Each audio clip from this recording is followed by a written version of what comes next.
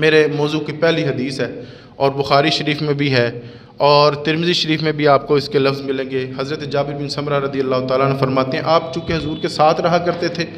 اور جو وصف آپ نے دیکھے اور امت کو بتائے ان کا بھی نرالا ہی رنگ ہے۔ حضرت جابر بن سمرہ رضی اللہ تعالیٰ عنہ فرماتے ہیں جب حضور مدینہ شریف تشریف لائے اور وقت وصال تک ہم نے حضور کو مسکراتے ہی دیکھا مسکراتے دیکھا۔ ان دو باتوں کو آپ نے مد نظر رکھنا ہے۔ حضور کے مزاج میں غیر سنجیدگی نہیں تھی، حضور کا ایسا وہ مزاج نہیں تھا کہ بالکل ہی ہر وقت مذاق اور ہر وقت ہنستے رہتے تھے، لیکن حضرت جابر بن سمرہ رضی اللہ تعالیٰ عنہ فرماتے ہیں کہ ہم نے حضور کو جب بھی دیکھا حضور مسکرا ہی رہے ہوتے، یعنی کہ یار وہ کتنا سونا مسکرانا ہوگا۔ ایک دوسری یہاں پہ میں آپ کو حدیث سناتا چلوں اپنی اس حدیث کو مضبوط کرنے کے لیے۔ حضرت ابو ہریرہ رضی اللہ تعالیٰ عنہ، آپ بھی حضور کے غلام ہیں، حضور کے ساتھ رہا کرتے تھے۔ حضرت ابو ہریرہ رضی اللہ تعالیٰ عنہ فرماتے ہیں کہ مغرب اور فجر کے وقت دونوں نمازوں میں، فجر کے وقت چونکہ حضور نے کہا تھا کہ بیٹھا کرو، قرآن شریف کی تلاوت کیا کرو، درود شریف کا نظام بنایا کرو تم، تو مکہ کے کچھ لوگ فجر کی نماز پڑھنے کے بعد مسجد میں بیٹھے رہتے اور زمانہ جاہلیت کی باتیں یاد کرتے اور کہکا لگا کر ہنستے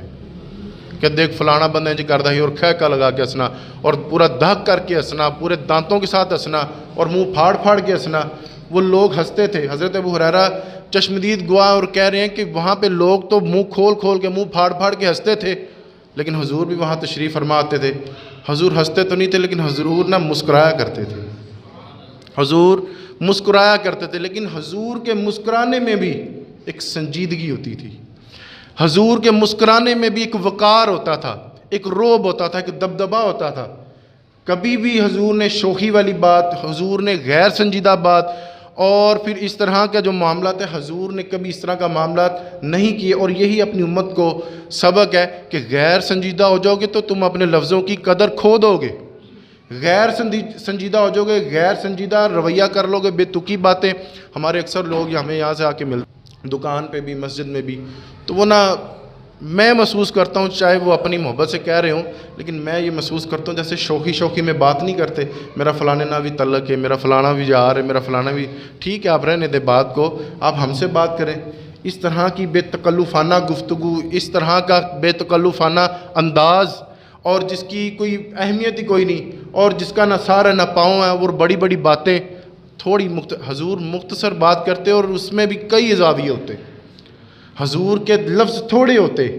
اور اس طرح کی گفتگو حضور نہیں فرماتے تھے کہ اگلے کی سماعتوں پر بوجھ بنے، اگلا آواز آ رہی ہو جائے یار میں سے کیسے جان چھوڑو۔ حضور کے رویے میں ایک سنجیدگی ہوتی، ایک سنجیدہ حضور بات کرتے، جب بھی بات کرتے یوں بات کرتے کہ جیسے لبوں سے پھول جھڑ رہے ہیں۔ آپ یقین کریں اب اتنا ماحول یہ جو ہے نا، اب تھوڑا سا تصور کریں، کئی لوگوں کو فون پہ بات کر کے اور وہ لمبی بات کرنے کی ان کو عادت ہوتی ہے، اور پھر سناؤ کی حال ہے، بال بچے ٹھیک نے، کاروبار ٹھیک ہے، پھر رہنے دینا تو بات ٹھیک ہے، حال چال ہو گیا۔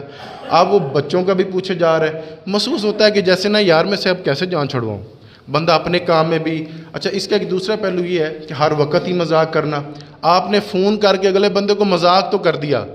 ہو سکتا ہے کہ اگلا پتہ نہیں کس تکلیف میں بیٹھا ہو، آپ نے یہاں پر مذاق کر دیا، آپ نے بے تکلفانہ رویہ کر دیا، اگلا پتہ نہیں کس الجھن میں الجھا ہوا ہے، کس تکلیف میں ہے۔ بعض دفعہ ہم نے اس طرح سے بھی دیکھا کہ دو کولیگ ہیں، دو آپس میں کام کرنے والے ہیں، تو وہ چند دنوں کے بعد ملا اور اس سے ویسے ہی مذاق کرتا ہے، اور کہتا ہے یار میری والدہ فوت ہوئی تو تم انہیں مذاق کرن رہے ہیں، یعنی کہ ہر وقت ہی مذاق کی عادت بنا لینا، پتہ ہی نہ کرنا اگلا پتہ نہیں کس دکھ میں ہے۔ تو مذاق کریں، مذاق اڑائیں مت، اپنے رویے میں سنجیدگی پیدا کریں، اپنے رویوں میں سنجیدگی پیدا کریں، اور یہ آپ کی شخصیت کو نکھارے گا، خوبصورت کرے گا۔ اور حضور کا فرمان عالی شان ہے کہ جو چپ رہا اس نے نجات پائی، جو چپ رہا اس نے نجات پائی۔ یہ دو تین پہلو میں نے چھیڑ دیے ہیں، بے تکلفانہ گفتگو اور غیر سنجیدہ گفتگو اور ہر وقت مذاق والی گفتگو، اس سے بچیں۔ حضور فرماتے ہیں کہ جو چپ رہا اس نے نجات پائی۔ اس کے دو تین پہلو آپ سمجھ لیجئے کہ علماء کی مجلس میں بیٹھ کر اپنے سوال بتا دینا، یہاں پر حضور فرماتے ہیں جو چپ رہا اس نے نجات پائی، جو چپ کر کے عالم دین کی باتیں سنے گا اس کو ہی اللہ خیر کی برکتیں عطا کرے گا۔ اور بعض ایسے معاملات ہو جاتے ہیں، آپ یہ حدیث وہاں پر بھی فٹ کر سکتے ہیں، دو بھائی آپس میں تلخ کلامی کر رہے تھے، ایک چپ کر جاتا تو چلو ایک ہی چپ کر جاتا تو رب تعالیٰ نے معاملات اتنے بگڑنے نہیں دینے تھے، جو چپ رہا اس نے نجات پائی۔